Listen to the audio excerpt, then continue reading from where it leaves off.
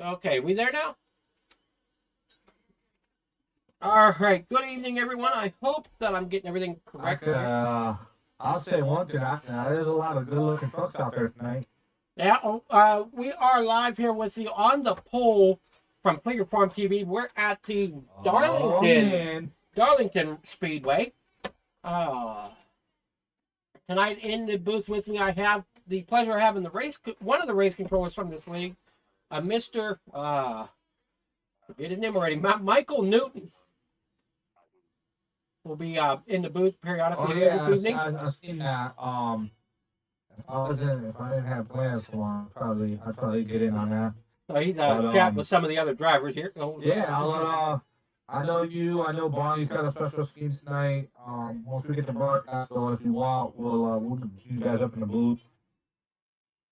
Mute him a moment while we getting started here. Sorry for all the extra noise, but I am your host, Adam Flieger. I got Michael Newton with me in the booth here a little bit for this evening. We are at the Darlington Raceway, bringing to you the Extreme Truck Series here on the Pole Flieger Farm TV. There's a couple of sponsors there you see on the bottom. One little box there is the admin box. We should be live. I don't know why it's saying replay up there in the corner, but we are live. So just gotta get this there we are. So we are live here. Couple things to look at tonight. We have the track length, which is just a little over 1.25 miles. I think it's at a 1.3 miles. Track temperature is looking like it's at 116 degrees. It's 78 degrees outside, but the track temp looks to be about 116. 55% humidity, partly cloudy with 2 miles an hour winds. Should be in for some great racing. Check on some practice times here as we get started this evening. It looks like we've got Randy Schweitzer out there with the quick time right now within practice. If I can just find my cameras here. All right. So Randy Schweitzer in the 78 Tonka truck. Looks like he's got a little bit of front end damage on that truck. With these Chevys, it's so hard for me to tell because of the way that side corner panel is. But I always want to say that they always end up with a little bit of damage there on the front, just the way the body panels come together. Some guys, it doesn't have that show, and other drivers it does. So it's hard for me to actually say. Michael Newton's probably wondering what happened here, that I got him muted. Where everybody else is at tonight, though. Let's everyone. All right, so Michael's not still talking to the drivers. I got to let them know that how we're doing here.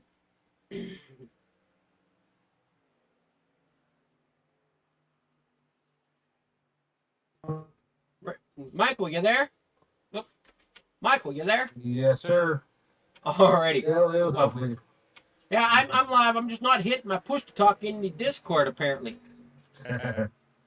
Because sometimes Discord right now is giving me problems with my mic, and it's back feeding through the mic and giving some guys an echo, and some guys don't really appreciate that. But currently on stream, we're looking at the 78 Tonka truck of Randy Schweitzer. Yep. Yeah, that truck's looking pretty good tonight. And then, like always, we've got the 001 of David Molman. Randy Lapidus has the Ford Motorsports truck. Had a pretty good run last week, but can't remember where he finished. I know he's done pretty decent running the series so far. Yeah, hearing that Randy's got a brand new sponsor tonight too that he's running for, so that'd be cool. Maybe see if we get that new sponsor up in the podium finish tonight. To hear about it. That'd be cool if we could. We got Jonathan Herbert in the 34 Fanatic truck. Fanatec, I believe. That's it, Fanatec. Then we got the 69 of Todd Danbury. Barney Sigmund. Now there's the truck that I've been wanting to see, because the pictures I've seen this morning were just a tad dark, so I couldn't fully get the feel for what this truck is. But a beautiful paint job out there. Hopefully he can keep it off that Darlington wall and don't put too many Darlington stripes on it. Yeah, that truck's looking real nice. I mean, it definitely a shame put some brakes on that truck. I mean, uh, definitely honor the fallen. Like I'm gonna say it. That's a scheme. I don't care any time of the year. That's a scheme I can get behind. Oh, We, most we love definitely. our we love our veterans, and if it wasn't for them, we wouldn't be able to do what we do. And so we appreciate our veterans and everything they do to give us our freedom, and not just the United States. Canada too. We gotta remember this league. We got some Canadians in the mix here too. So both U.S. and Canada, we appreciate all veterans across both nations, and always be supportive of our allies too. Oh, we have David Swift there in the Full Send Graphics 85. Another decent looking paint job out there. But you know who I do not see yet? I do not see our Team 5. Yeah. Yep. No. Yeah. I haven't seen any of them in there yet. I was actually just wondering that. I was just seeing if anybody knew where they were at because we only got let's see, one, two, three, six trucks in here plus like seven trucks You so got, far. So I see 9 trucks registered. There's a Mike Toomey Jr. that it hasn't been on track yet. And then yeah. there's yourself who is not racing but is registered as a driver. So right now it looks like we've got 8 trucks to run. But I know there's at least another 4 that I do not see. It'll be interesting to see if they end up joining maybe last second or something. I mean, those 4 guys have been putting on a show the last few weeks. The new driver for the team, I forget his name already, but he came in, won the night. So he came in putting on an impressive show. Yeah. His name is Mike, isn't it? I want to say it's Mike. I want to say it's Mike, but I don't remember the guy's last name. Mark. Yeah, Mark. Mark D. I think his last name starts with a D. Is that Danbury? No, not Danbury. That's Todd Danbury. Oh no, that's Todd Danbury. Okay. Yeah. Oh, heck, I forget who it was. Let me see. I'll find out right now. But yeah, going back to the 85. So the 85, that blue and black truck, actually a special scheme he's got going on tonight as well. I think we're gonna hear from him in a few minutes or so if we can get him on. But it looks like he's actually running a juvenile diabetes paint scheme tonight. If I remember correctly, hearing him, he's running a memorial race for a charity race tomorrow for juvenile diabetes. So that's what that paint scheme is for. I think I should. Yeah, we'll definitely catch with him right now as I see he's in the pit, so he should be able to get to the radio. So we'll try him out here. David Swift, it's Adam Fligger and Michael up in the booth. You got a copy? Add a copy. Alrighty. I understand you might have you're running a race tomorrow night for the JDRF, the Juvenile Diabetes Research Foundation. That is correct. I am running 100 laps for juvenile diabetes. And I reached out to some on Facebook and asked somebody if they would dedicate their time to build me a truck. And Jason DeCoke, he said that he would be an honor because his son has diabetes, so I'm going to be racing in his honor tomorrow. That's pretty cool. Yeah, diabetes hits home to me as well as my mother fights with it. I have an uncle that fights with it. My great-grandmother lost her legs from diabetes, so yeah, it definitely hits close to me. I'm actually part of our MPA here. I'm part of our Lions our Lions diabetes committee. So I go with my mother, and we talk about and we educate on diabetes. Right. That's awesome. That's So awesome. Well, hopefully I can bring the hopefully I can bring the 85 truck into victory lane today. well, hopefully you can go back to back. Victory Lane today and Victory Lane tomorrow. Amen. So, all right, well, we'll get you back up out of your loose lugs team, and hopefully you get more guys to show up. I hope so. All right, good luck tonight. Thank you. Racing for a great cause. Yeah, absolutely. All righty. Well, I see there is one member. We'll pull him down here, see if he can tell us where his AWOL teammates are. Well, I just got word that Ian is about 10 minutes out. So Okay, he is well- just barely going to make it. Well, Brett, I was wondering where Team 5 is tonight. Yeah, I was just able to get on. I don't think Nat's going to make it tonight. I haven't really talked to Ian, so I'm not 100% sure. Well, I think Michael just said that Ian's about 10 minutes out, so he should be able to make it. Fingers crossed. I gotcha. But where's the new guy at? I said, I don't know. I'm not 100% sure where anybody's at. It's that time of year. It sounds like there's some good team communication going on there. We literally meet up here on Thursday nights. So. And see, and we all wonder, sit here and think how you guys pull it off every week. And this just makes it even more like, you're telling me there's no team communication, but yet here you guys are every week up on the podium, dominating the race. That is crazy. Yeah, I wish I said we got together in practice. I got 3 kids, so I get on for like 2 hours a week. I mean, the way you guys drive, you would think that you guys are on here a couple times a week, practicing and strategizing. So that's really impressive. I appreciate it. Alrighty, well, good luck tonight. Hopefully you get Ian to show up. And like I said, I'm not sure where the other one is. But good luck tonight. Thank you. So we do have one of the Karakov brothers. Unfortunately, the other one will not make it, from what I'm understanding.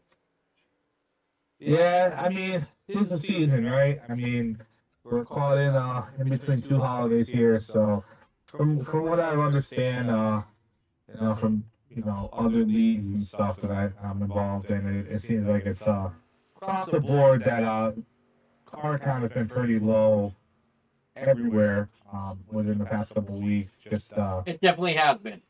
yeah, so I mean it's tough with leagues. I know one of the leagues that I'm involved in, we haven't raced or done anything in about 2 or 3 weeks now, and they're holding off until after January 10th. So they got a pretty big gap just to take off for the holidays and make sure that they're not taking anybody away from their families and make sure that everybody gets to participate.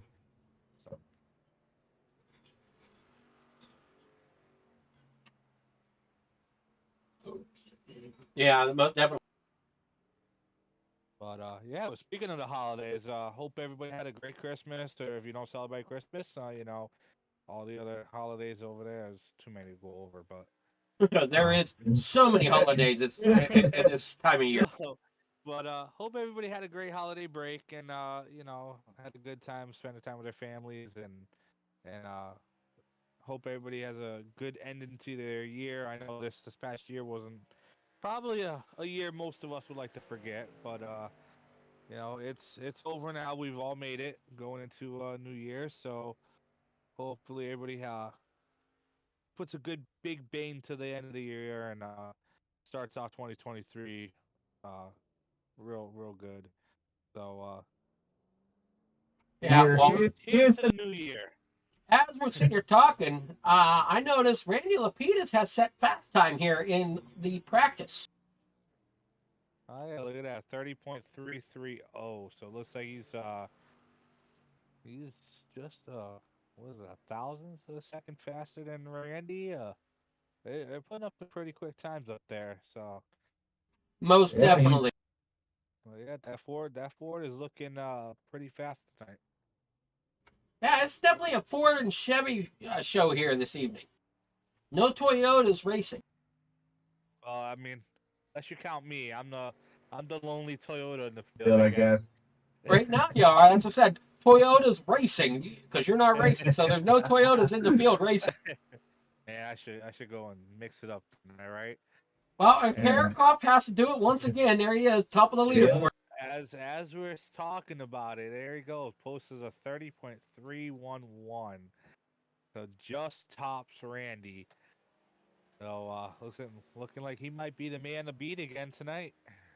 Well, I know it's definitely you understand that they know how to drive these trucks, especially after listening to them there a moment, and hearing that the team doesn't get together other than right before the race here at practice. Crazy, crazy. I would have never guessed.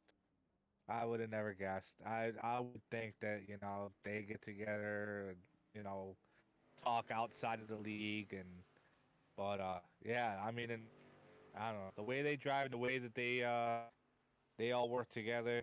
I mean, that's pretty impressive. Definitely is, most definitely is. But yeah, tonight's gonna be interesting. From what I've heard from drivers so far, the track is kind of difficult. Seeing as if you look at the track, there's no real lines that separate the apron from the track.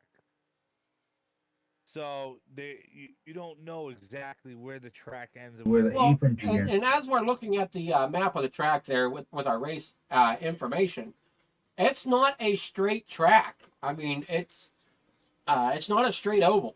Turns 3 and 4 are a tighter turn than 1 and 2. Yep. Yep, exactly. So 3 and 4, probably flat out will be wide open. Um, and 1 and 2 is where it's gonna get kind of tricky. I think one Well, and two is going to be where I think you some of have them that pass is reversed. gonna be. Oh, is it the other way around? Yeah, 1 and 2 will most likely be wide open because that is a Yes. long Okay. sweeping corner. 3 and 4 is the corner where drivers will most likely end up getting that Darlington stripe coming off of turn 4. Yeah, I was looking at the track backwards, but Yeah. So I think 3 and 4 is probably where a lot of that passing is gonna end up being tonight. That's gonna be where they're gonna have to figure out their braking zones and their acceleration acceleration. coming It's off going the to come turn. down to who can carry the momentum the most coming through there. And is it Darlington that's the Monster Mile, or do I have that confused with a different track? No, the Monster Mile is. Is that Dover? Um, Yes, I believe it is. Yep. Okay. I know Darlington's famous for that Darlington stripe. So we'll see yeah. how many drivers end up with that Darlington stripe. Yeah, and like I said, that's gonna be the tricky thing tonight is the track and the apron. So I mean, we might see some trucks go a little bit lower than we've seen in the past. Um, so that's probably gonna play into effect tonight. All the different lines and everything. Or vice versa, it could mess some people up. They might think that they're a little bit higher than they are on the track and hit where the apron is and not realize they're hitting the apron, and that could cause some issues tonight. Well, it looks like we're at the end of practice. So as we're getting ready to start here, we're going to go do a station break to honor our colors here.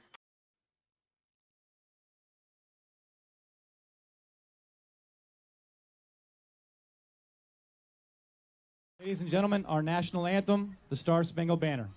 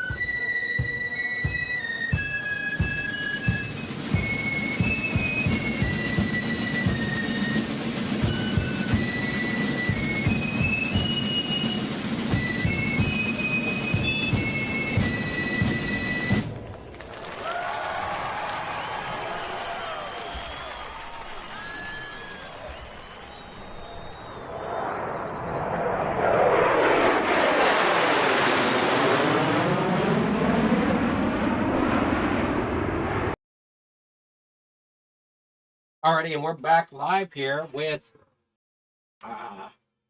the qualifying. Looks like we have Karakov out front with a 30.26. Yeah, definitely put a faster lap than he did in practice. He is getting faster out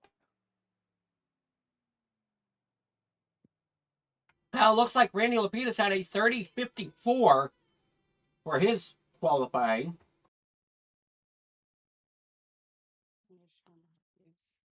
Yeah, Randy put down a 30.5, so it looks like he might have had a bad qualifying section out there. Let's say his first lap was about a 30.6, so he picked up a tenth of a second on the second lap. We're looking at the 37 of Barney Sigmund. Now, down at the bottom of your screen, folks that are watching, the bars you see underneath the driver's name, that is their lap times. You want to kind of see if the driver can hit the pink. Green is good, but pink would be the best.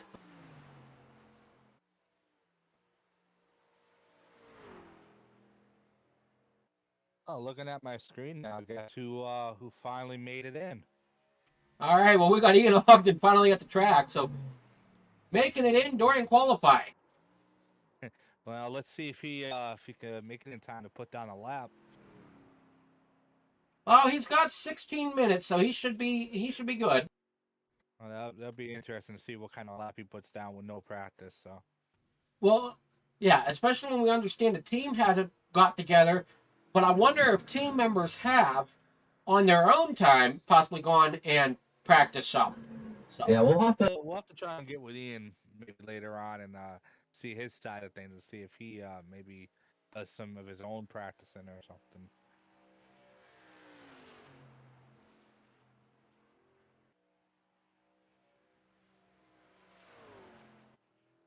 Speaking of which, he's coming out on track right now. He's the lone Toyota racer right now. There you go, Team Toyota representing. Always find it interesting. All his teammates run Fords, and he's got the Toyota. Hey, he knows where the way to go. Well, the Fords aren't too bad. I jump between the Toyota and the Ford. I stay away from the Chevy. See, I started off running Chevy for a while. I'm a big Silverado guy myself. I've always been Chevy. Always loved my bow ties. But a while back, I ended up getting with a team that we decided to run Toyotas. So I made the switch, and I don't know. For some reason, I just never switched back. I guess I kind of started falling for the whole Toyota look, and They do look. The they Toyotas look do nice. have a great look. Certain paint schemes really, really work on that Toyota body style more than they do the other trucks. I know, like for me, I have a Caterpillar scheme that I got off of Trading Paints that just looks awesome on the Toyota. And it's just because that Toyota front end, it almost looks like it should be a work truck body. And there you go. See Ian Ogden there with the pink there on his name at the bottom of the screen. Moves himself up in the second. second place. Wow, with no practice. That we know of. There's the Ian that we know right there, coming in here hot, ready to go. So we might have ourselves a battle here between Karakov and Ian. That seems to be the front trucks every week. It usually seems to have Ogden and one of the Karakov brothers on the front row. If it isn't the two Karakov brothers on the front row. Yeah, well, we'll see. I mean, we got Randy Lapidus is in the mix. As a driver. That is true. Everybody's on the race chat now, mad about Ian coming in. Coming in and putting out a fast lap. Well, some of them drivers are going to be even more mad when they watch or watch the broadcast and find out how much practice did they really truly put in. Yeah. Everybody, everybody's in there talking about, oh, we know Ian's here now, you know. So it ain't no secret, you know. Ian's fast day in and day out, every week.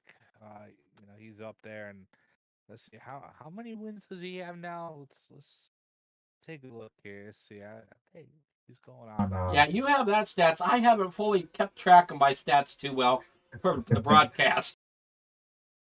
Yeah, let's see. He has 3 wins. The biggest thing for tonight is for anybody that's watching. I'd like to know: is it clear? Is the broadcast coming through less choppy this week? I forgot to make changes last night when I was working with the 360 Racing or Nazareth 360 Racing Network. I forgot to make a couple changes, but I made them for tonight. So I'm hoping it works out. So everybody's gonna have to tell me how the stream looks. If it looks a little better tonight than what it has in weeks past.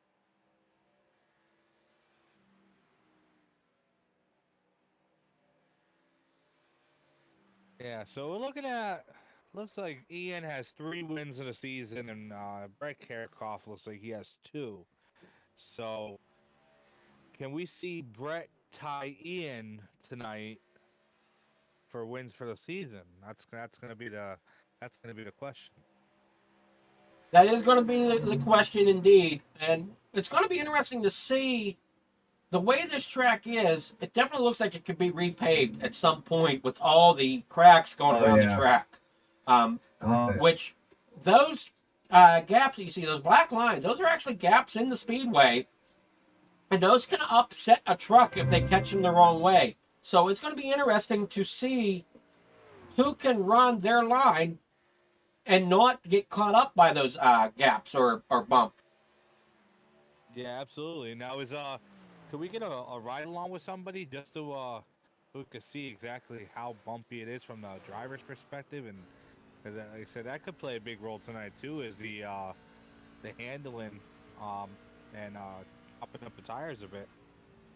Yeah, we're currently on with Brett Karakop here on his onboard gyro cam.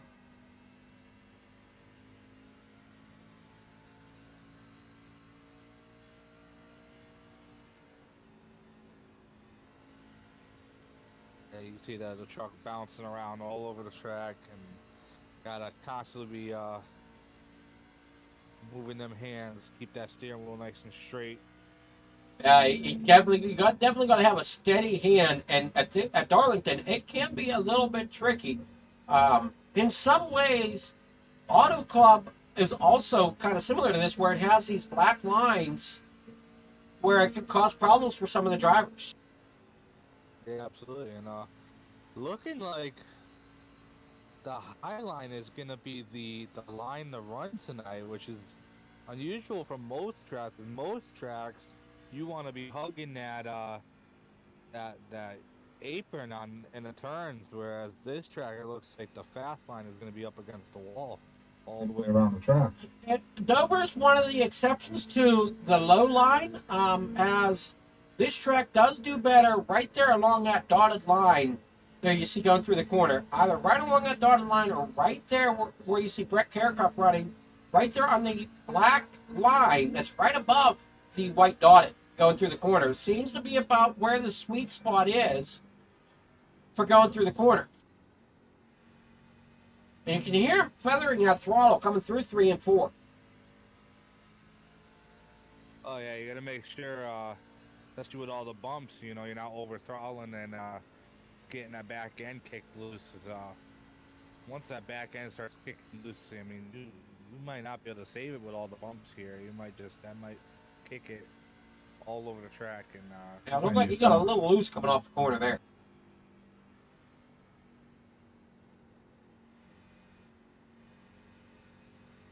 Thinks his tires are getting hot and a little worn here, as it seems like he's letting off a little bit more than what I think he probably would have at the beginning of the run. David Movement just had a wild ride, went flipping through the air.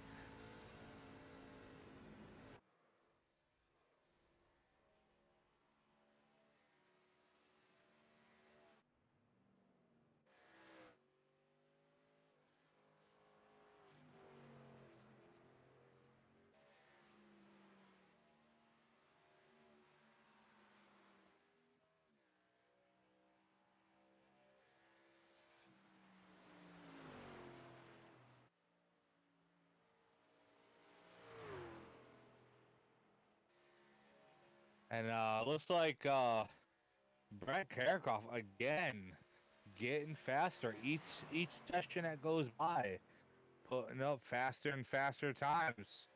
Looks like his best time now in the warm-up is a 30.215.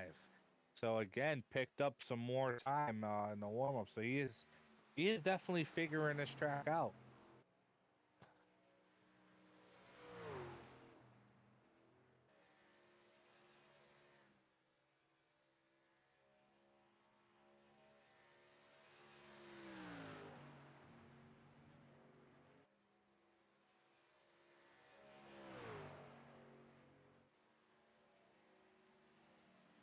Bear with me. I got so many zeros here that it's driving me crazy.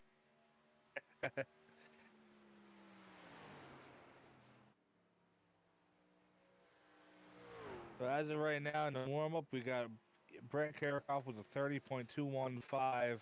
Ian Ajin is putting down a 30.248. It looks like David Moolman out of nowhere jumps up the leaderboard and ties Brett Karakoff with a 30.215. Maybe we might see David Moolman in the mix tonight. That'll be interesting. It most certainly will. As we It looks see like there, he didn't. Put on a qualifying lap, so He is starting. dead last.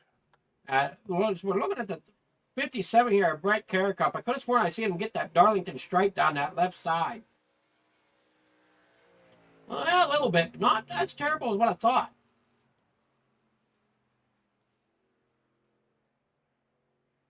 So before we get started here, I do want to take a quick station break and throw up one of our station sponsors. Know what would make that better? Couple White Cane coffee. Wow, that really is great coffee. White Cane coffee, because every cup makes a difference.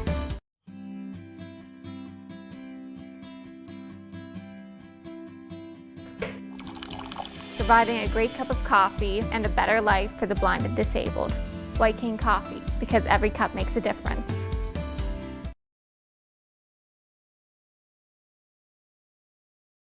All right, so as you saw there, that was White Cane Coffee, one of the great companies around here in PA.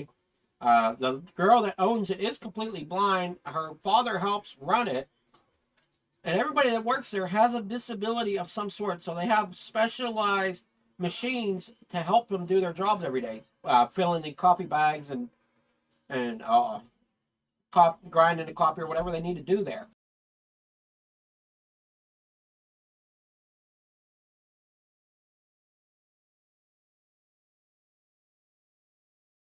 Well, they don't just have coffee now either. They have a hot chocolates also. I love. They definitely have mint hot chocolate. I gotta actually place an order for myself. I might have to place an order myself here.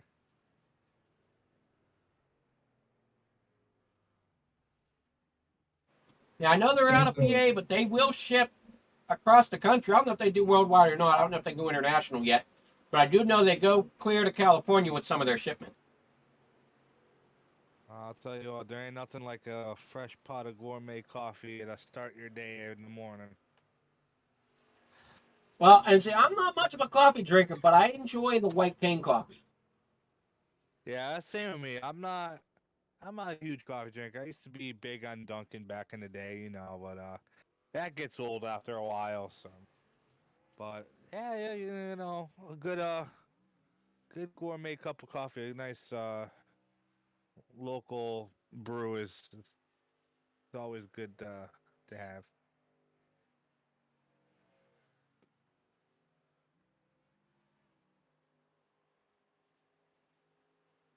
Well, and some, if you're up in their part of the town, sometimes their shop's hard to miss because it is just a little shop. I mean, it's not a big place, but it definitely gets the job done.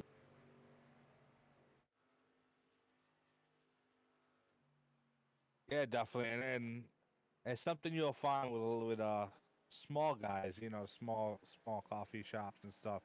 Is you'll find a lot more creative flavors if I'm saying that right. You know, Sometimes sometimes you you Well, go. go in and find something that might you would think might not go with coffee, but you know Oh, what? it well, tastes really good. I have such a flavor in mind that they sell, which was pretty good actually. If I could just get more of the flavor to come through, is they sell an eggnog coffee. Okay, that so I love a great cup of eggnog, so I would have to try that. But yeah, you would think eggnog and coffee. You would think that those two wouldn't go good together, but They do. yeah, I'll have to take your word for that until I try it.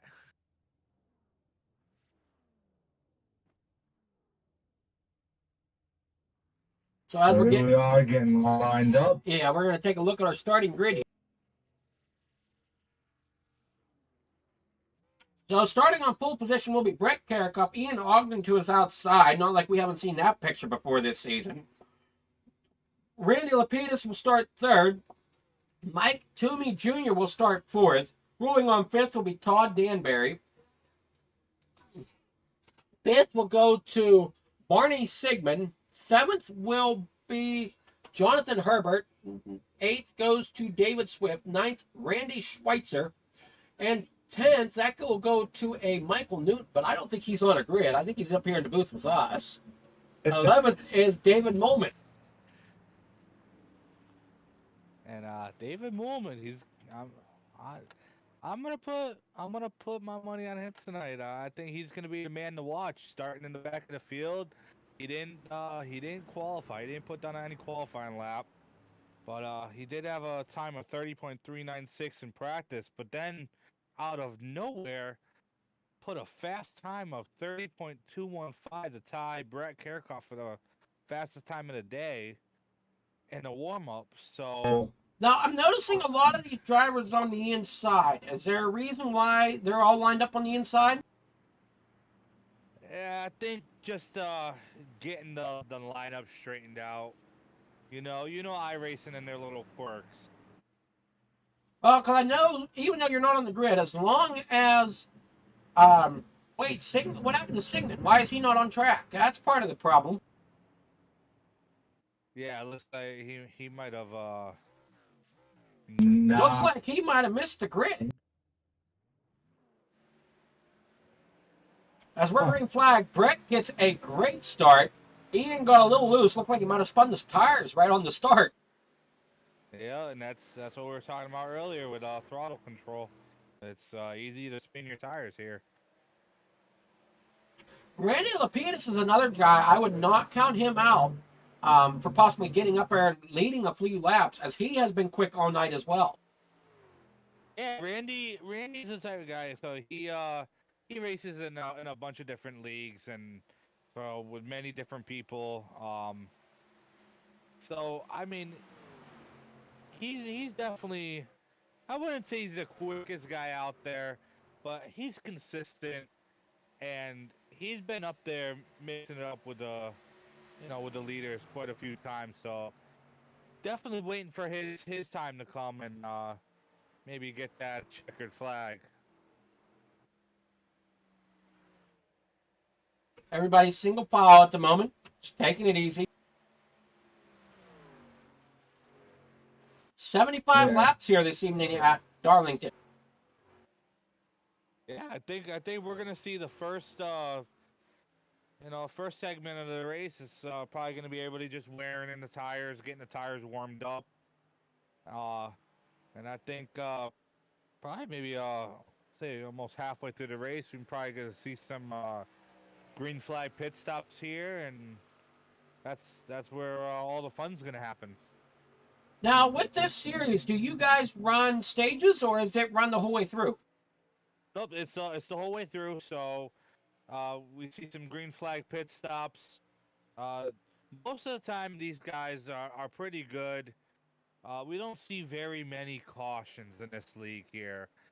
So a lot of the times we see a lot of green flag pit stops, and that's what mixes everything up and keeps these races interesting because it's all about the pit strategy with these guys and who can stay out the longest and who can time their pit stops just right to be there at the end.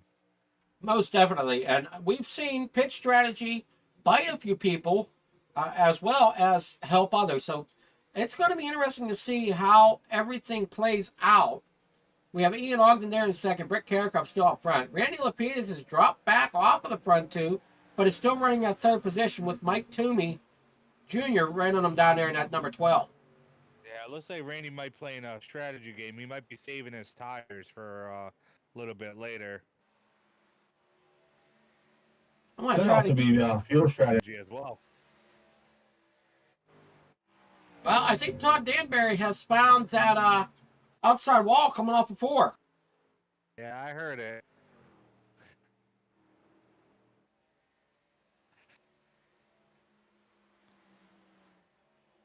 How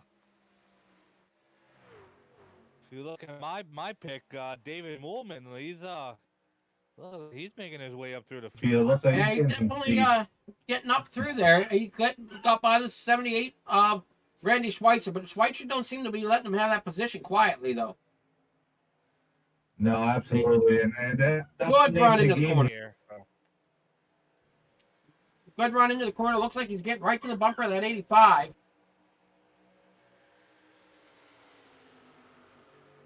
Yeah, he's gonna make him work for it. That's for sure.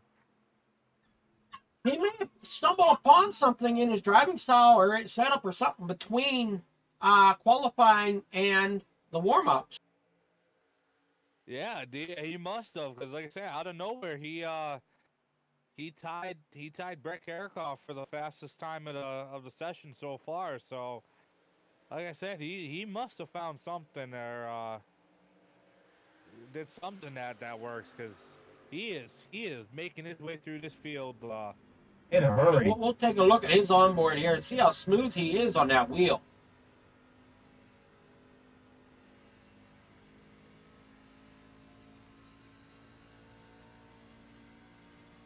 You can see there on the left side of your screen how smooth Moolman is with that wheel this evening.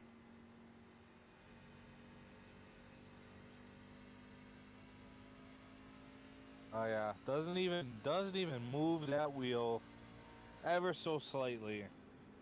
I mean, he turns it to get in, gets it to a spot, and it just almost just sits there.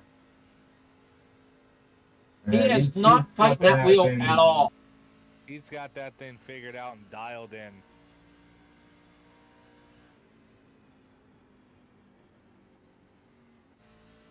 Out front, we're with Brett Carrick. I think he's gonna make a run for the Carrick and Ogden tonight, and I wouldn't be surprised to see him on the podium now at the end of this race.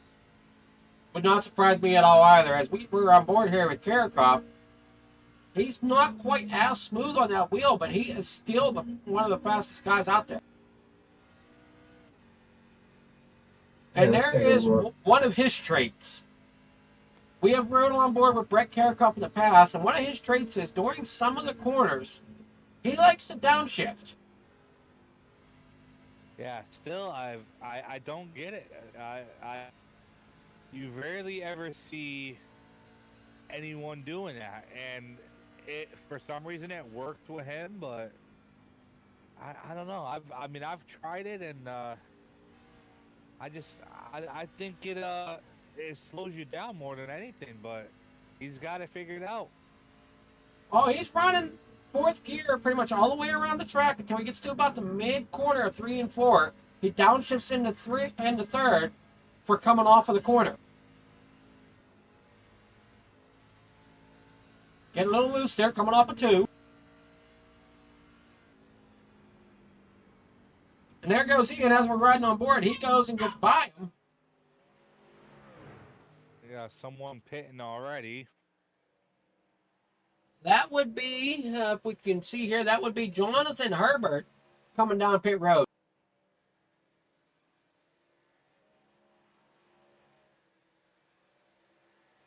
looks like Karakov.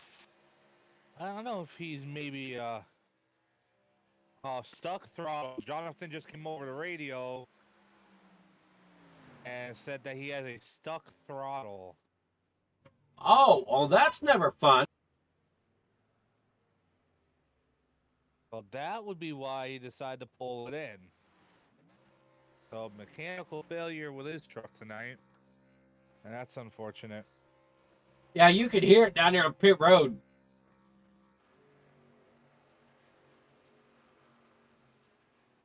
That's unfortunate for Jonathan.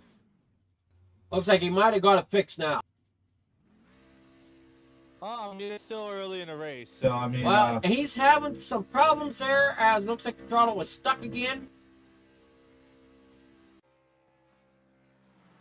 And he can't seem to get it in gear. So that is an unfortunate end, I think, to his evening.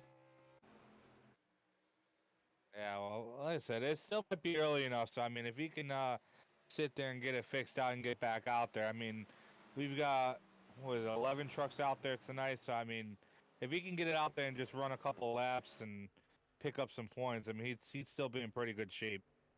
Yeah, he's out now. His engine's blown. You can see the smoke rolling off of it. I believe they have one fast repair. Yeah, unfortunately, it took the fast repair when he pulled into the pits. Oh no. Well, I guess there goes that. So, Barney Sigmund's a lap down. Just went a lap down here as we're watching the battle up front between Ogden and Karakov.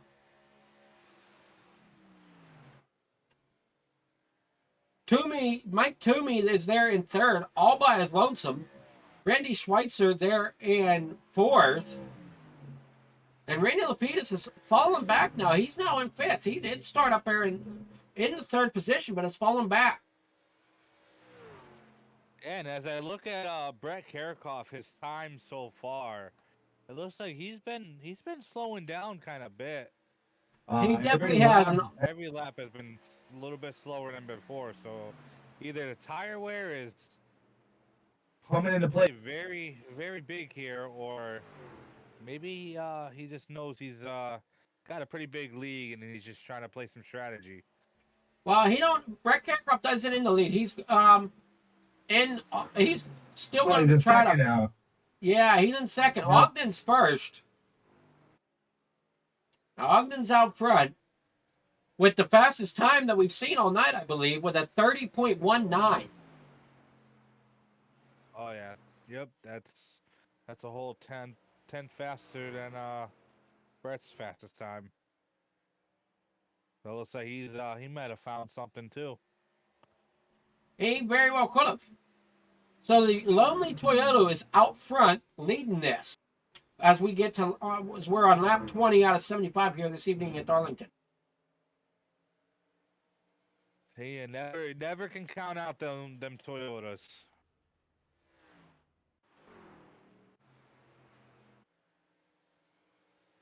Not sure what happened to Todd Danbury here. We'll go back and take a look because I'm not exactly sure what happened here. But I'm showing that he had an incident of some sort. As looks like Randy Lapidus just pulled it down pit road. So not sure if maybe taking tires or if something's going on with him.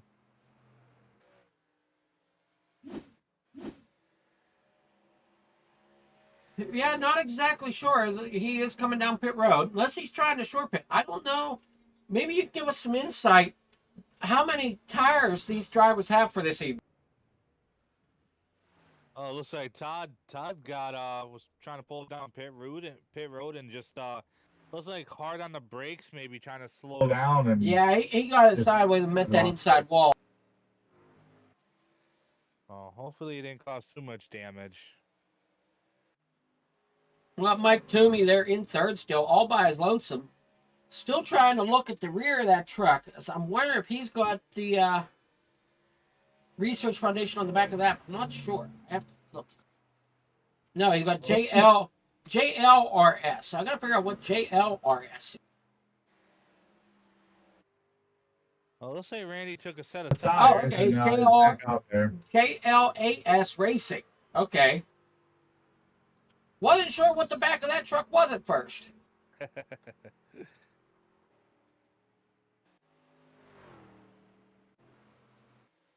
So you think Randy came in about lap 20 to get tires?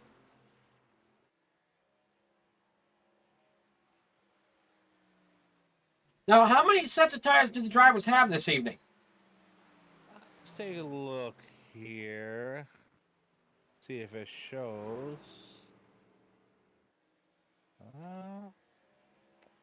We got one fast repair. Tire set limit is 5. Okay, so they got 5 sets of tires. So I'm assuming that's one set on the truck and 4 change tires. Yeah, I'm not sure how that plays out because I almost want to say that's 5 extra sets, but I'm not sure.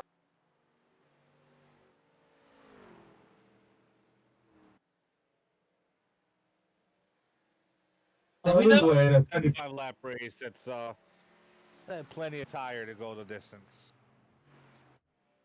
Looks like Karakov is on pit road. Ogden's still out front. Last thing Brett wants to see right now is a caution because we saw that happen before.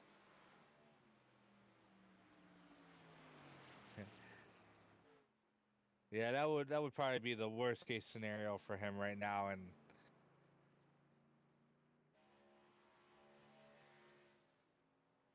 it looks like David Swift just pulled it down pit road. Looks like he's probably probably gonna Yeah, take a set of Ogden. It tires. looks like Ogden tried to get there, but was not able to quite get it onto the pit road. Yeah, let's say a couple guys are having a tough time trying to get it down the pit road. Yeah, we're coming down the backstretch here. Whoa, easy does it there, Ogden. Oh, see, and That's what the third driver now to pull that move. Looks like he's done a little bit of dirt track racing before. Oh, the problem is you're carrying so much speed coming out of that turn and trying to pull a hard left off the track onto that apron. There's just, you gotta downshift and get hard on the brakes at the same time. And unfortunately, when you do that combo at the same time like that, it causes the rear end to lock up and get a little sideways. So we have a new leader at the moment. That is Mike Toomey Jr., which looks like he led the lap and now is coming back around to get his pit, coming into his pit. Let's see if he can enter cleanly. He comes through pretty good. That'll shuffle David Molman there into the lead. Looks like Barney's down pit road as well, taking a set of tires.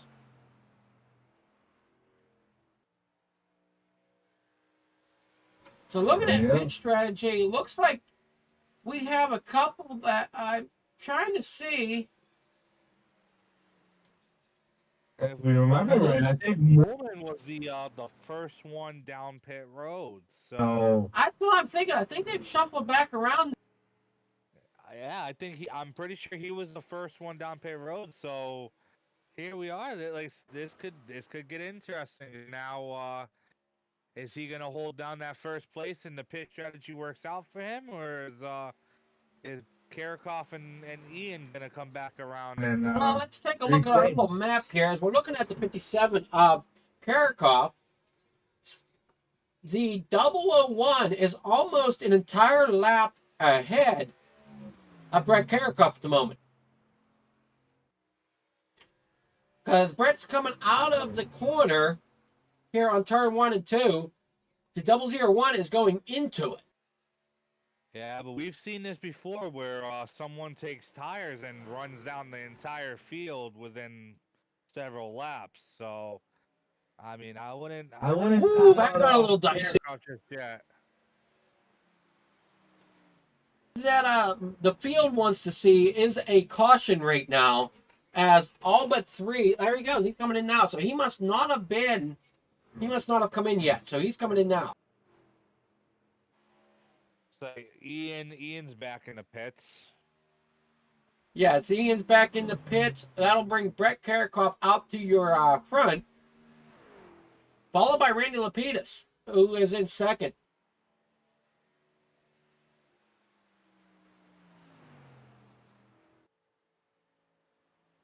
About a half a lap separates him with the leader.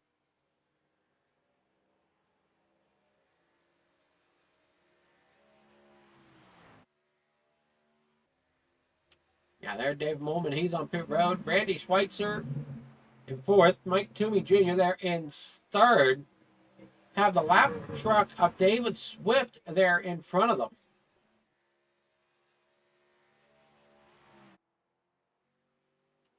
Molman's coming back out. I think he's still going to keep himself on the lead lap. Nope, they not. There's the leader. As you say that, he's getting lapped. He was close to making the full stop without losing the lap. Yeah, well, again, I wouldn't come out just yet because he's just coming out on the track for fresh tires. So he once he gets up to speed here, he might make a run right around Brett Karakoff and get his lap right back. So. Well, we've noticed, especially with the short tracks, Brett struggles with keeping the tires under him. Yeah, especially here, like I said, with all the bumps and everything, this is one of those tracks that it likes tires. Quickly gonna wear down that tire. Yeah, so I think we're gonna see a lot of trucks in and out the pits quite frequently. Now, as you see, Molman is not letting up and definitely getting up there in that draft of the 57 of Brett Karakoff.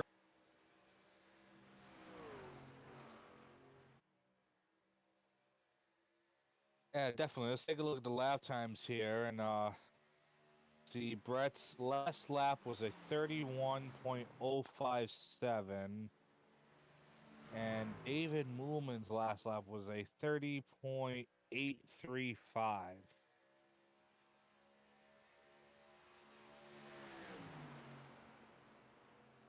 So a little bit slower than Brett, but that draft is definitely helping him out. Ogden's running a He's looking on the outside of him. 30.792. And Brett lets him by on the outside. Yeah, he knows he's probably a little quicker at this moment and is not wanting to race him too hard, especially when we're not even halfway yet. Yeah, I think Brett knows he'd rather save his tires and maintain his lead than use it up now trying to hold up Moolman. So smart move there by Brett. Ogden's still the quickest one out there with a 30.425. Yeah, looks like he's making his way through the field as well. Trying to get around Toomey Jr. Yeah, they're getting their sights set on that number 4 of Randy Lapidus as well. Oh, as they're going 3 wide here, almost. If he does it there, Ogden, you don't want to take him out. Oh. As Ian almost catches that outside wall. I'm more worried about him catching that left rear of the 12.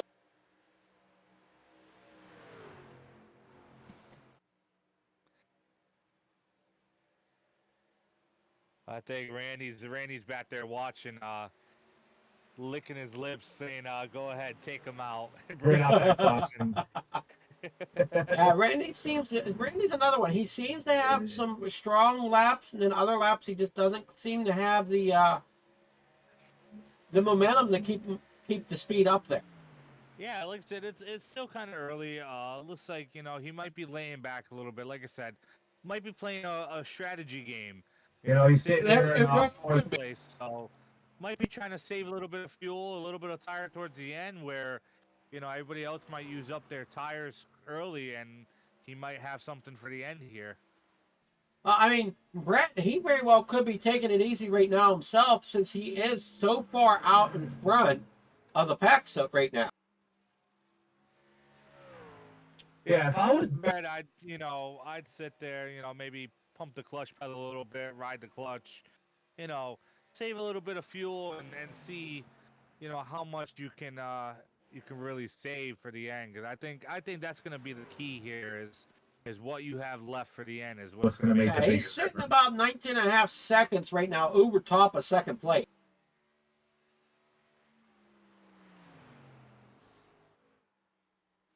Oh, as he catches the outside wall. I don't think that's going to be the last time he does that because he's been really liking the Darlington stripe on that side. Looks like he might be taking an early pit soon for some right side tires. Well, if I know watching these guys for the last few weeks, he's going to run it until he can't run it no more. See, there's no right side left. He's gonna. If I was him, I'd try to stay out there, keep that truck rolling forward as much as I can. Especially since you do have that 19 second gap over top of second place. Oh, and we got a truck spinning in the turn here. Looks like David Swift. David Swift turns it around and no caution flag. And we're looking at it here on screen. He gets it Looks back like- going again. Looks like he might have. I don't know if he come down or if the 001 come up. But it does send him around. So puts him down there on the apron. And yeah, no caution flag.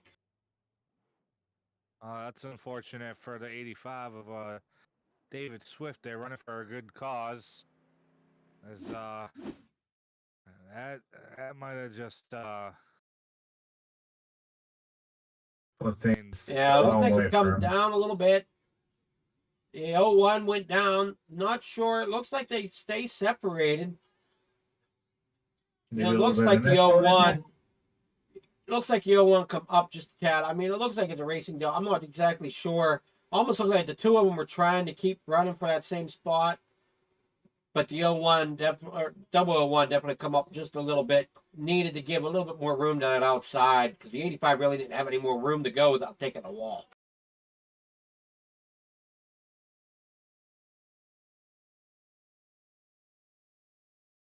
looks like there's a couple other drivers here talking about looks like Barney talking about netcode and stuff. So Yeah, Then maybe unfortunately, there's I another didn't see. incident with Barney. I don't have anything listed here for Barney. So I'm not exactly sure where he could be talking netcode. Unless it's a netcode that iRacing didn't throw the caution. I wonder if take a quick look, see if we can see anything with Barney.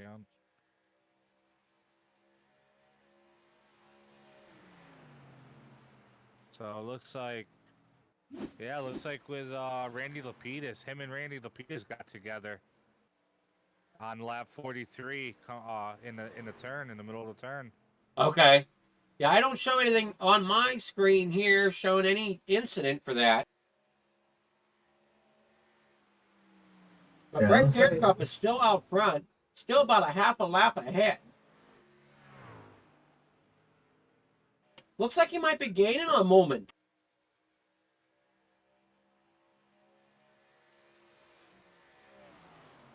But Schweitzer has cut that lead down to about a half. It'll be about a half lap as he's sitting about 14 and a half seconds ahead of second place right now.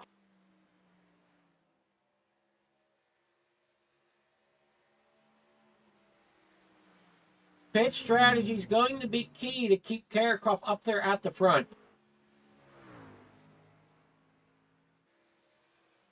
But it looks like he's fighting a little bit of right side damage. As you see, the hood creased upward a little bit. Yeah, things are starting to get a little bit crazy out there. I guess I could say is let's say a couple guys are getting together and you can tell it's about halfway to the race here. So people are starting to fight for them positions. Yeah, we're over halfway, as I think halfway was lap 38, if I'm thinking correctly. 37 and a half. My math's a little off, so you know. 37 and a half, I think, was halfway. Because we're down to 26 laps to go. Already, huh?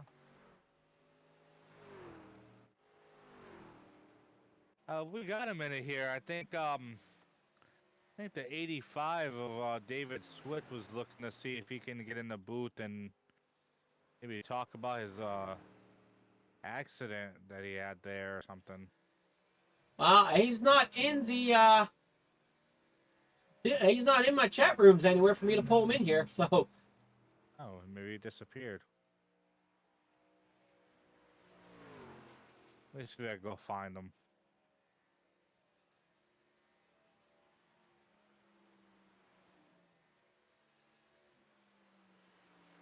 we're looking at Randy Lapidus are in fourth. Randy Schweitzer on the pit road.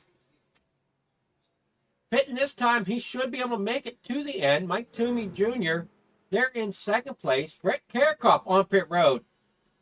This is really going to start shaking things up, as that's going to hand the lead over to Randy Lapidus, I believe. Or no, over to Mike Toomey Jr. for the moment.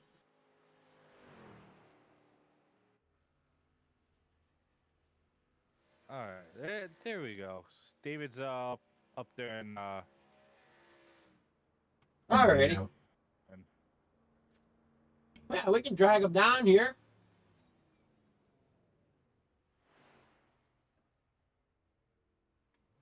How's it going tonight there, David? It could have been better. It could be better. Yeah. I was running from my position, and man, that double one, he just had a faster car, and he came up on me so quick. I had nowhere to go. And if I would gave him another inch, I was in the wall, and it would probably been a worse accident than what it came out. But I think it put me out for the night. Yeah, this is the accident here that we're talking about. Just the 001 just needed to give a little bit more room to the high side there, and just was not really wanting to give it.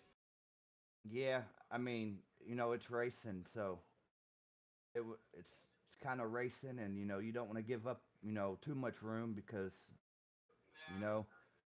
but it happens. Yeah. It's racing, so I mean. It looks like he was maybe almost trying to get a little bit of side draft there and maintain the give him that extra little oomph to get by. But yeah, a little too close there, and unfortunately it spun you out. But it is what it is. But I hear you got a good sponsor, good cause on your truck tonight.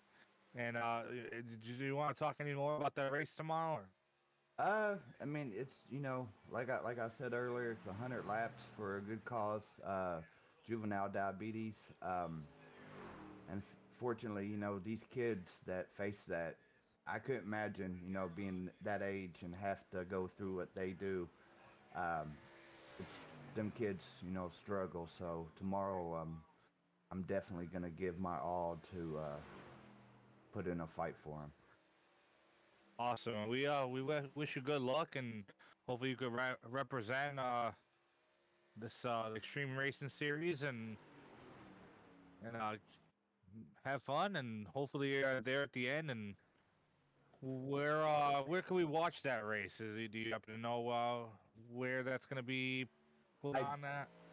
I do not know for sure. I think they got like two different ones. I think maybe broadcasting that. One for their Facebook, and I'm not for sure. I could get back with y'all on that. Who's hosting it? What is his name? Let me find out. It's I believe it's Joe. The Joe Halter? Maybe that sounds familiar. With I wouldn't think it'd be him because I would have thought he'd be running Friday Night Lights. Jack Downey's Motorsports. Okay. Downey. Jack Downey. Okay. Downey, yes. Yeah. So unfortunately, it's going to be my debut with this race group. So hopefully, I make a good impression and bring the 85 to victory lane. Well, we'll be rooting for you for sure, and we'll have to catch that broadcast and go cheer you on. I appreciate y'all. All right, David. You have a good night. You too.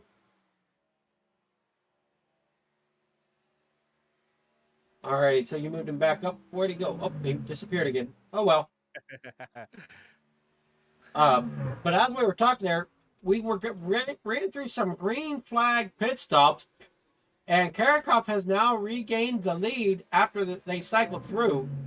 Second place is going to be Sigmund at the moment, who is now 24, almost 25 seconds behind. Nope, scratch it. It's now Mike Toomey in second. As I think Barney's coming to pit road. Toomey's been just doing his thing out there, just turning laps and Running his race. finding himself. He keeps finding himself at the front. Definitely an odd one, though, here, as one of our podium contenders is sitting back here in 7th position and laps down. Ian Hodge, what happened with him? I'm not exactly sure because he is 3 laps down, taking home the Darlington stripe. Whoa, as he loses it here in turns 3. And we have a caution. Wow. And that is going to mix everything up. Most definitely, and that's going to catch Randy Schweitzer a lap down. No, 2 laps down.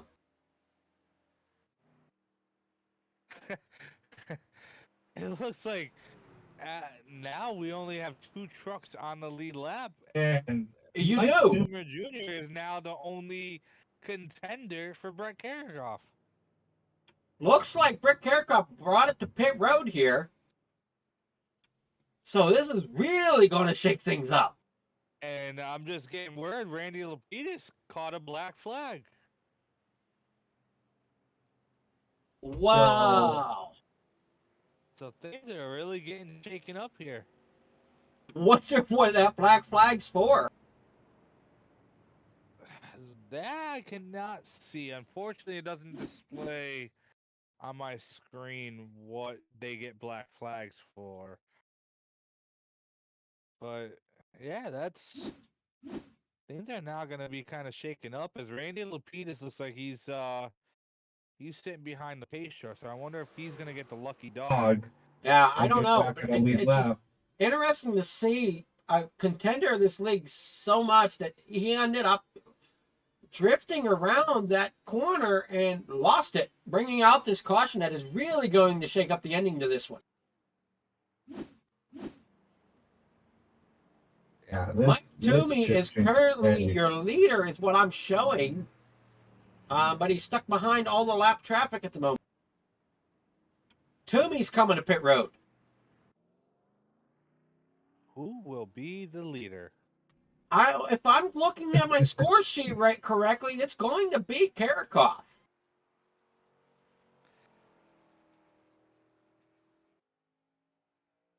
Karakov went in. They fixed the hood up a little bit there. Don't quite have the gaping hole at the front, so that should help him out aerodynamically.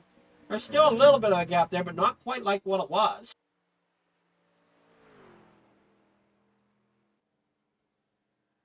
Yeah, and Ian, who we thought might have been a contender for the win tonight, 2 laps down now. It looks like he is out of contention for the win.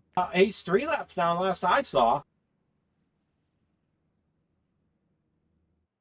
Yeah, showing 2 laps on my screen.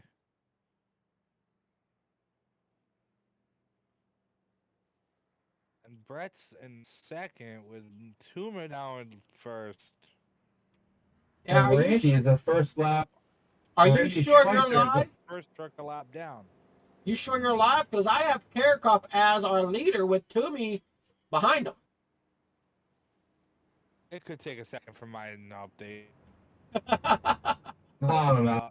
Because Yeah, I have, Racing works in some weird way. ways. because I have sitting behind the pace truck, I have who we got there? Looks like the 001 of David Moolman and the 37 of Barney Sigmund is who's currently sitting behind the pace truck. Now they got to drop and let Brett Karakoff around them. So Brett Karakoff is now up there in the leader position, with Mike Toomey now having to come around the lap cars to go to the outside.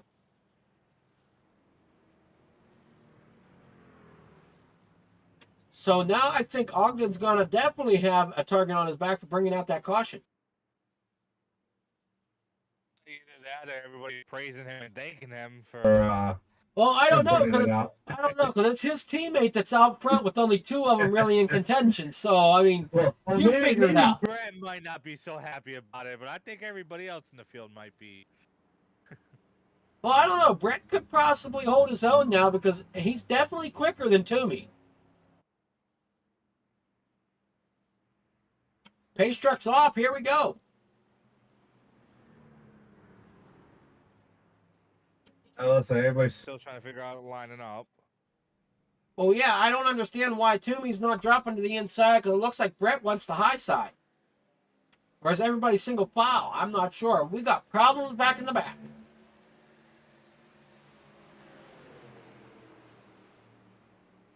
And looks like Barney Simmons just got an outside wall.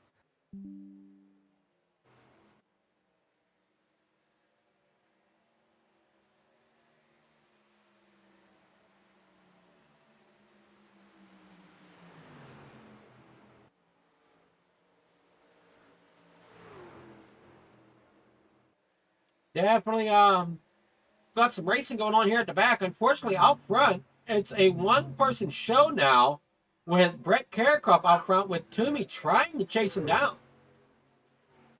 10 laps to go.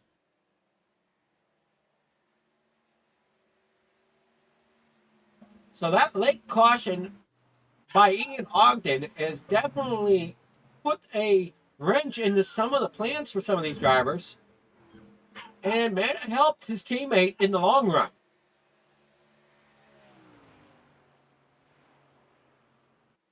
I want to give a shout out also to Admin Box for all their help with setting the box up and making the boxes. It makes it so much easier for league owners and admins to race control their own races. And also is great for drivers as it has a lot of black box commands right at your fingertips. So you can check them out at on their website.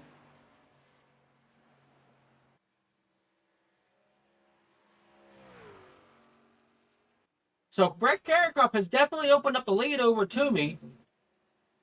All right, I'm back. Sorry, I had to disappear for a second. I had some race control things there to take care of for a second. Oh yeah. There's always things to take care of race control. Some black flags need to be clear and all that. That restart there got a lot of people messed up and gave some black flags that shouldn't have been given. So Yeah, it looked like there was a little bit of confusion as we're on 7 laps to go. Now, do you run the admin box yourself there, Michael? I do. So I am a admin box sponsored driver. So I use my admin box faithfully. I must say I use mine faithfully too when I have to.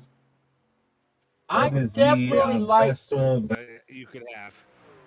I definitely like how it has the black box commands right at your fingertips. That makes it so much easier for me because I just have to reach up, just right off the right side of my steering wheel. My admin box kind of is tucked in behind it, so I just got to take a finger to hit the button for different things like pitting in, pitting out, which definitely works really well. Tell you what, I would never remember all the little commands that you have to put in, type in for. Nor do I have the time to sit there and type out all those commands. So, I mean, the admin box is definitely one of the best things that could have happened for iRace, and one of the best tools. I recommend it to everybody, even if you don't admin anything. If you're Just a It's regular great for a driver. driver. I mean, it's definitely still useful for using your black box commands as well. And from what I understand, if you contact the guys at Admin Box, they can somewhat customize some of the buttons to what you need them to be. Absolutely. So as you know, admin box comes pre-programmed and set up with all the buttons labeled for what they're meant to be for. But you know, not everybody is an admin. Not everybody runs leagues. So absolutely, there's a whole Discord set up for admin box for all of its users and sponsored leagues and drivers. And Fish, the owner of Admin Box, he's an awesome guy. You can go right in the Discord and message him, or even uh, there's a channel for the firmware and everything, and you can request the buttons, like certain buttons to do certain things, and he's pretty quick about it. He'll get on that and he'll change the firmware and set it up however you want it, and he'll give you the new firmware to download and reprogram it. And again, even changing the firmware and re-downloading the firmware for it, real quick and real easy. It's a simple copy and paste. Copy the file, paste it into the folder, and hit one button on the back of your admin box, and boom, good to go again. Well, we're here with 2 laps to go now with Brett Carricoff in the lead. White flag is out. He's taking the final lap as we're speaking here, with Mike Toomey in second. He's not going to come close to lapping the entire field like his teammate Ian Ogden did back at Bristol, but he's going to be close. He's got everybody but second place a lap down. Man, who would have thought Mike Toomer Jr. to be there in second place at the end of this race? Wow, what a race for him! Just Be there at the end. Yeah, as Randy Schweitzer's going to take third. Wow, what a wild card tonight, huh? I'm telling you, what a wild one here as it finished out here. Brett Carricoff, your winner. Toomey in second. Schweitzer in third. And I actually,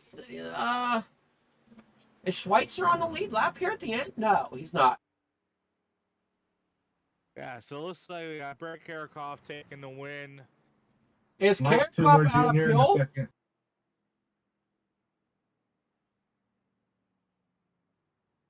Oh.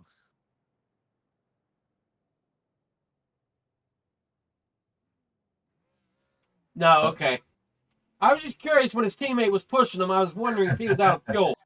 Probably just giving him a congratulatory bump there. So looks like he pulls it off, and Brett Carricoff ties Ian Hodgson for wins this season at 3 apiece.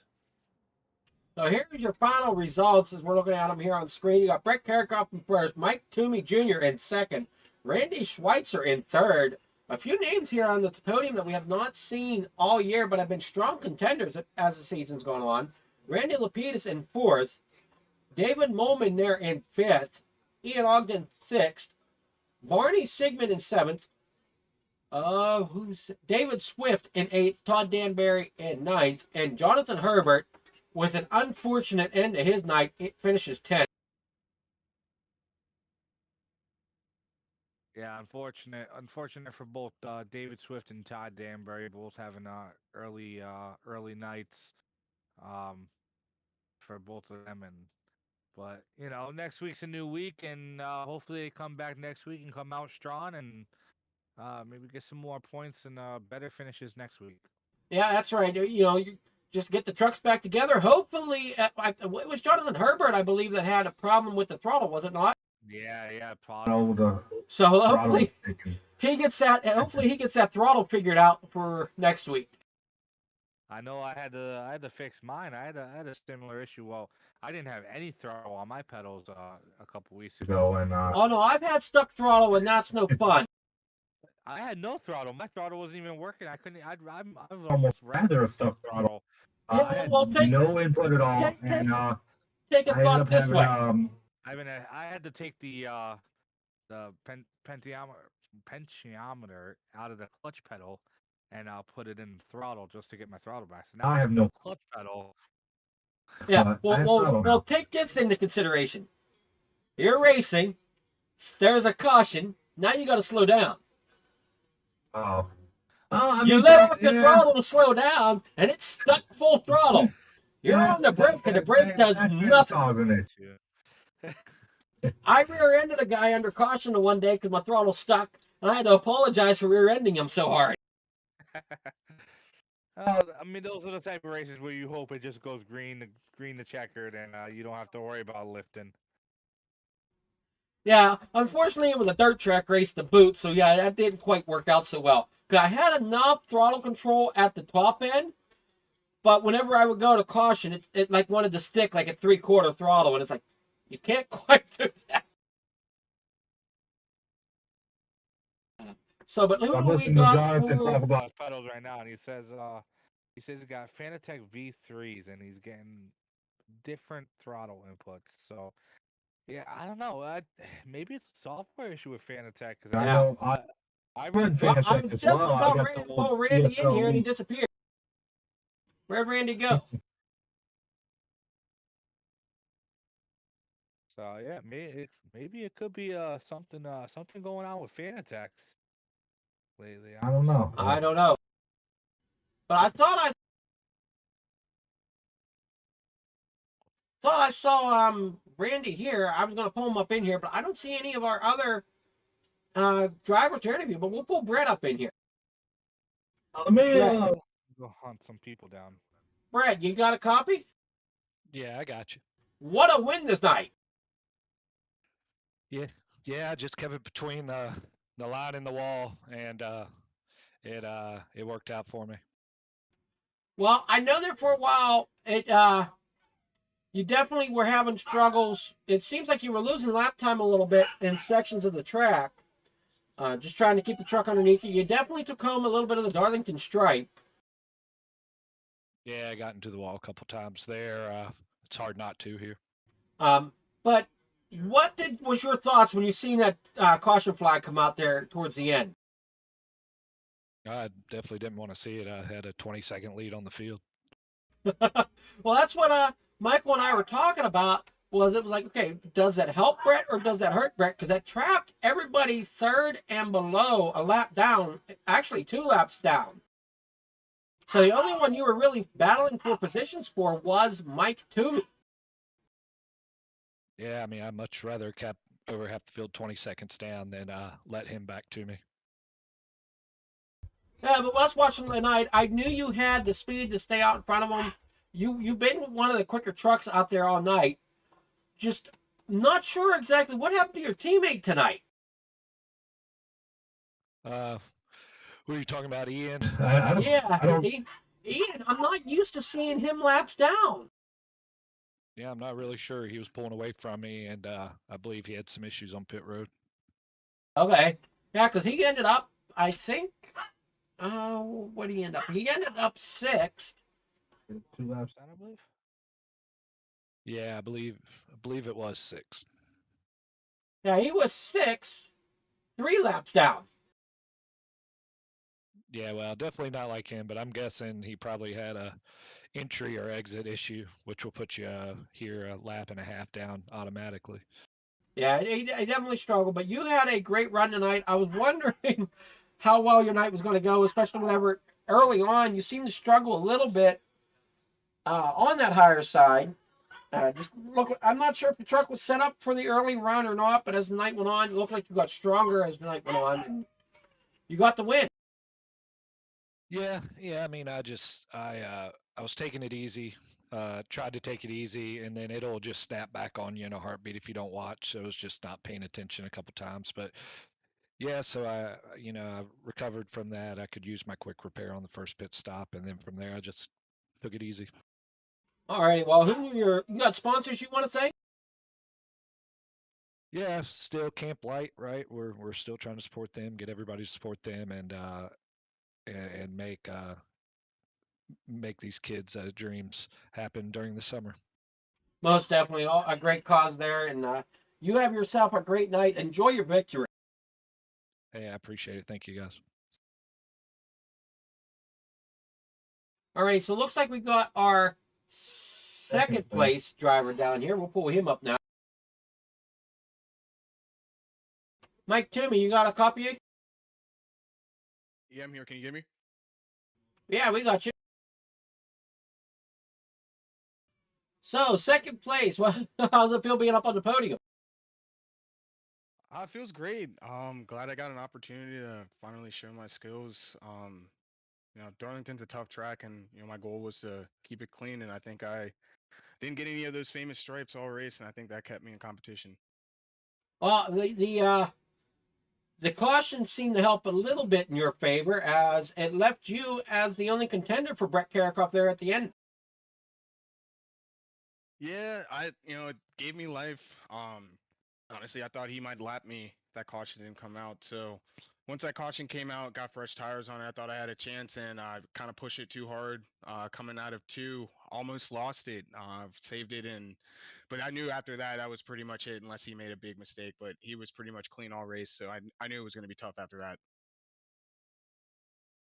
You have sponsors you want to give shout outs to? Yeah, I got one. It's not on my car yet. We're trying to work on some things, but Will Be Entertainment. Got some things coming in down the pipeline, so be looking out for that. Some new schemes coming up soon, but yeah, thankful to be in this league. I think this is my third week. It's really, really competitive, clean racing, and look forward to being back next week. Well, these guys are definitely competitive and they enjoy racing. Racing hard but clean, so it's always an enjoyment to watch. So, congrats on your second place, and we'll see you next week. Sounds good. Take care. So that was Mike Toomey Jr., your second place finisher. Looks like Randy. He might had to leave. Yeah, we didn't quite get to him as quickly as what I was hoping, but we got Johnny B. John. That might have maybe want to talk about what happened with his Yeah, I got Johnny B here in the waiting room, so we'll pull him up and see what he has to say. Is that Jonathan Herbert? Yeah, I believe it is. Jonathan, you got a copy? Yeah, can you hear me? Yeah, we got you. Yes, sir. So what happened tonight? So, yep, I got you loud and clear. We've been having some issues here with the Fanatec V3 pedals. Kind of like you described, but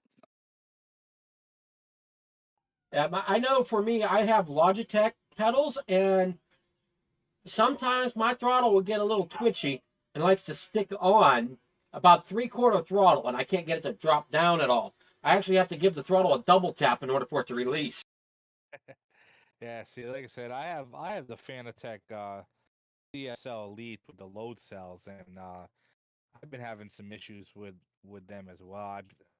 I don't know if it's maybe a Fanatec issue itself with the software, or maybe just I don't know, it's coincidence. most of what I've been reading up on says you have to open the service ticket with them. They most of the time are going to want to take a look at the pedals themselves, so I may have to send them back, which is unfortunate because that was the main reason why I wanted to get on here was first of all, you know, uh, thankful for being a part of the league, but really haven't gotten a chance to show what we got over here, and we're running a full rig setup, and like I said, it's just really unfortunate that we've had a couple rough weeks here with technical difficulties and some rough racing on my part, but hopefully we can bounce back and get a finish up in the Now, front here soon. do you have a spare set of pedals that you could use for next week, or we're gonna see you taking a little bit of break here for a little bit? Well, hopefully I should be able to get these other pedals I have, the old spare set, dusted off and hooked up here. Um, I got the other ones apart in my hand right now as we speak, so trying to be proactive about it. But yeah, hopefully we should be back next week. We'll give it another Yeah, I know shot. I got a second set of pedals myself. They're what came with my G27 Logitech, so I want to tear them apart and possibly adjust them. Possibly going to make them to where I can invert them, so we'll have to see how well that works. Yeah, That it's is funny. our other option. Maybe going with the inverted pedals there and getting that set up. Yeah, see, that's what I was looking at. I was looking at getting rid of these CSLs and maybe getting a set of V3s, some inverts or something. I, I don't know. I think that's the way to go now is the with the inverted setups. Yeah, that seems to be the most common setup that I'm seeing right now is it was inverted, and of course they've been sold out. So what I tell you, we Fanatec's really got to get behind this, and hopefully I get taken care of here because these are about 6 months old. They shouldn't be doing this already. Yeah, exactly. I know I've had mine probably, I want to say 3 years now, 4 years for my Logitech. So, but I will be back next week, and I'll get off here. and get this thing put back together and see if we made any improvements. At least I got it stopped sticking, so we won't be blowing up any more engines. That's good to hear. I blow engines up by shifting gears. That's how I blow mine up. Yeah, usually I preferred it, and the sad thing is I could have stayed out and just ran some laps, but I saw the leaders coming up on me, and I didn't want to interfere in the race that way. As you guys said, it is good clean racing, so I wanted to pull off and give them an opportunity to race it out without me in the way every couple laps. So Well, the good thing is that there was only 11 cars tonight, so at the end of the day, you still finished. Was it 10th or He 11th? finished 10th. 10th. So I mean, still a top 10 finish, no matter how you look at it. So I mean, can't be too mad about that. hey, there we go. We're counting blessings. Alrighty. Well, All y'all right, have a good Johnny. night. Well, We appreciate you. You too, Alrighty, man. well, We'll see you back. back next week. you have a Yes, sir. great Yes, sir. night and enjoy your New Year's. Thank you, and again, thank you to the sponsors, of course, the wife, and I had the whole family over. They were watching the broadcast, so and some extended family, so that was pretty cool. Unfortunate for them because they're still watching, but wish we Well, could have turned out better. well, maybe you can answer that if the stream looks better this week than what it has in the past, as I've changed a couple settings, so we'll have to see how well it turns out. Much better, I think. We had a pretty good stream. Everything was pretty live, and you know, I think. Well, I just think wanted to see if the picture quality was better. Yeah, we watched it on Facebook, and it was pretty good. Alrighty, yeah, I'm working on that. Fortunately, my provider is a little bit of a problem as it only gives me 20 megabytes per second upload, which isn't always the best for streaming. Man, time for some New Year, new upgrades. Well, I can't upgrade much. I can't upgrade the internet from where I'm at because I talked to them and they said, well, it's 20 megs upgrade across the board. It don't change. The only thing that changes is your download. And they said, that will be that way until we get some FiOS out in your area. I said, well, when is that? Well, we're not sure. That's always seems to be the answer. And they said, you'll know when they're in your area when you see us digging trenches. I wish you could do the same with payments, huh? When it comes time to pay that bill, it's a whole different story. Oh, yeah, they want anybody want if they're due payments. They want their money yesterday. Yeah, we'll get to you when we can, but when it comes time to pay, we want that money right now, not tomorrow, not a minute late. Yeah. So, but alrighty, well, you guys have a great night. We're gonna finish this stream out here. Uh, I'm not sure where we're at next week. I'll double check the schedule on that. Well, let's take a quick look. Let's I can find where is the schedule. Schedule, here we go. Alright. Go up here and find the link.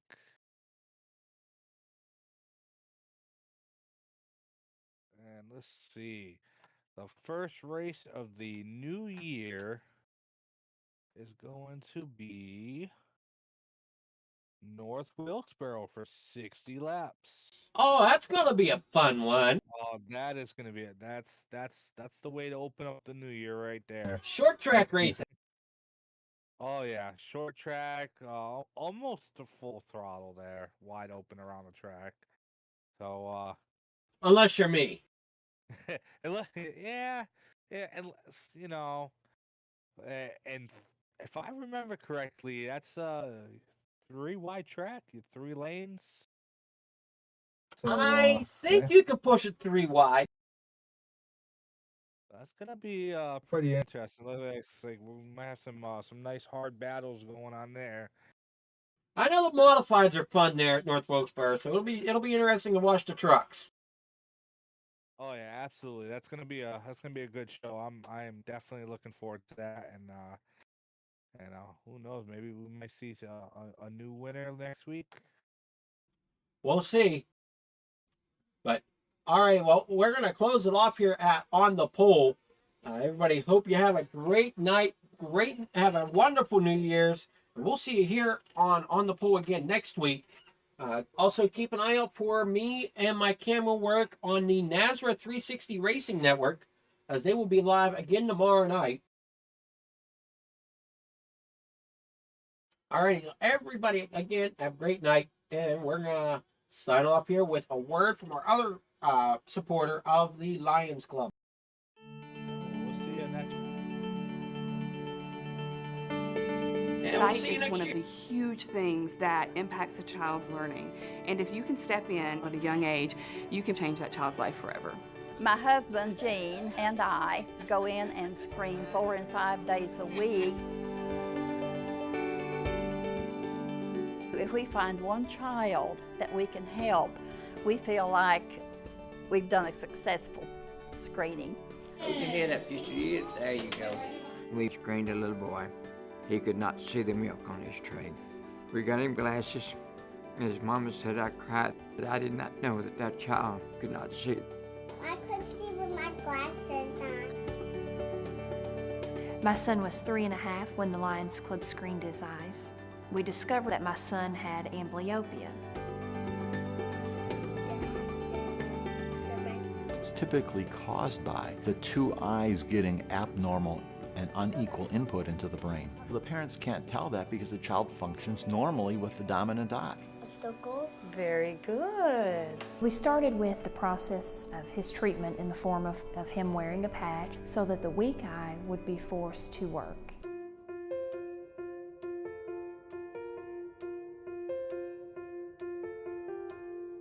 The devices we use today are easy to use. You can do very simple training.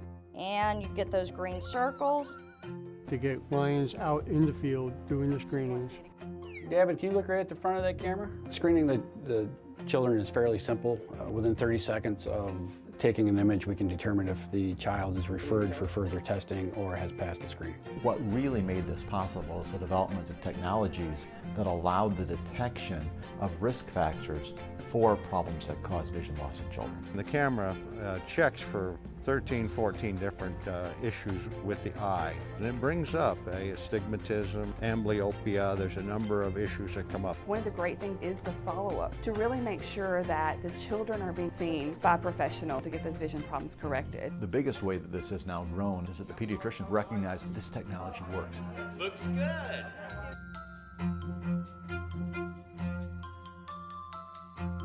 Every referral is a success story in my mind because we found somebody that needs some help. Lions screened over 500 kids today. How many people can say that? How rewarding that is to know that you've served your community in that manner. You don't get paybacks like that very often. Avery's on the brink of turning 16. He's a very bright young man, and he is a very good athlete, and we attribute all these things that he's able to do now because his vision has been saved through the Lions. We all have a story as to why we joined the Lions Club, and for me, my story is personal. The Lions Club saved my son's vision.